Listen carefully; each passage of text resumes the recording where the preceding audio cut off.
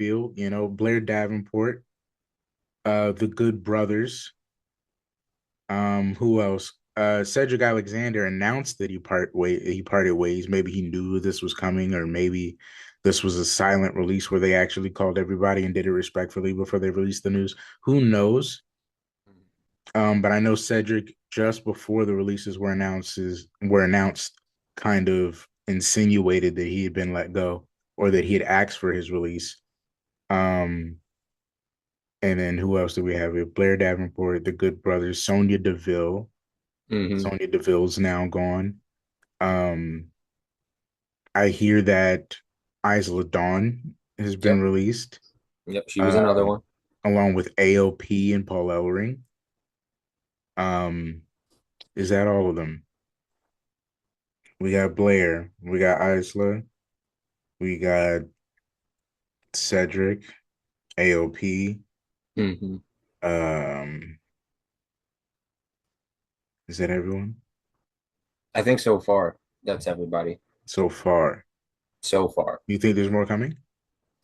I mean, possibly. I know. I'm just surprised that it didn't happen after Mania. Normally, that's when they do happen is post Mania, and these ones happened pre Mania.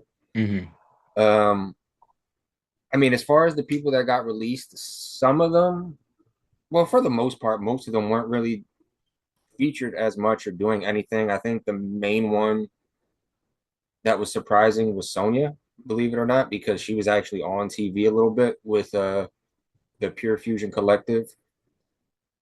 Good Brothers, I hate to see them go, but again, they weren't doing anything. Cedric, it's good for him to go because he'll do better things elsewhere.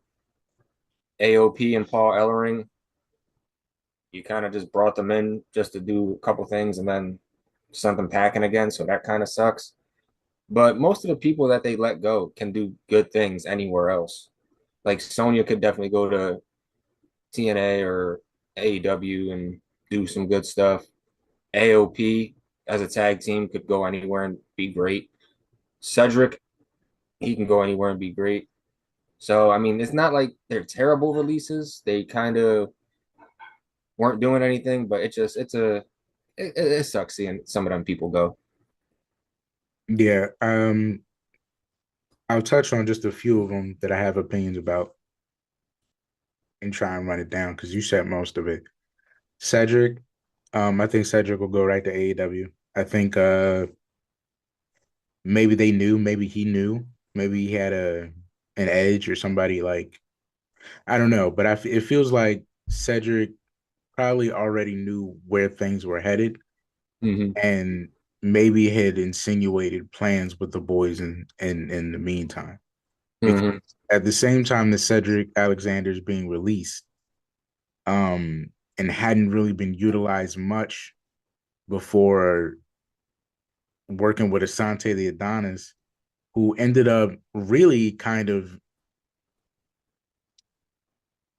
executing at the right time, at the right place, and the right situation because dumb luck well, I don't want to say dumb luck, but kind of catapulted Asante the Adonis into this place where he was cared about on NXT TV without having to win matches. And it just so happens they're working with TNA now, and the other Hit Row tag partner is on TNA, Hmm. and he's already been featured on the show somewhere. So them working together is inevitable. And now that AJ Francis is hot, it kind of works. So now people can genuinely care about Hit Row, and it can work for two promotions at once. He's going to be fine. Hmm. Cedric probably going to the Hurt Syndicate. He's going to be fine. Blair Davenport seems to have already known where she was going to go. I haven't heard of it, but I have been noticeably away from a lot more of the indie shows I got to get back into. Um, AOP. I think Paul Ellering can go home. I don't think he needs to do anymore. Um, Azum and Ray Card and Razor can kind of go really wherever they want. Their look works. Their in ring has already been proven. they just haven't been utilized well. They can go anywhere. Hmm. Um, who else is on that list? The Good Brothers. The good bro. Oh well, there. Come on. My only thing is, it sucks because we were finally gonna get the OC in a good place, and then AJ got hurt, and then they had to like take a down route in NXT.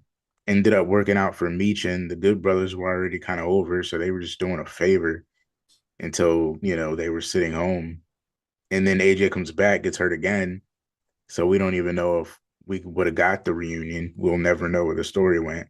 Now he returns as AJ Classic. The Motor City Machine Guns are there. Like the Good Brothers are floating in the ether, waiting to be utilized, and we let them go. Yeah, I think my gripe with the Good Brothers being let go is we never got the Good Brothers versus God in WWE. That's like the only thing that has a it's like a knife to the back kind of feeling. You know what? That was kind of my thing too. Is once AJ was able to have a faction again, in a time when like factions are really important again. Hmm. There's a bunch of new people that they could do fresh things with as a group of four.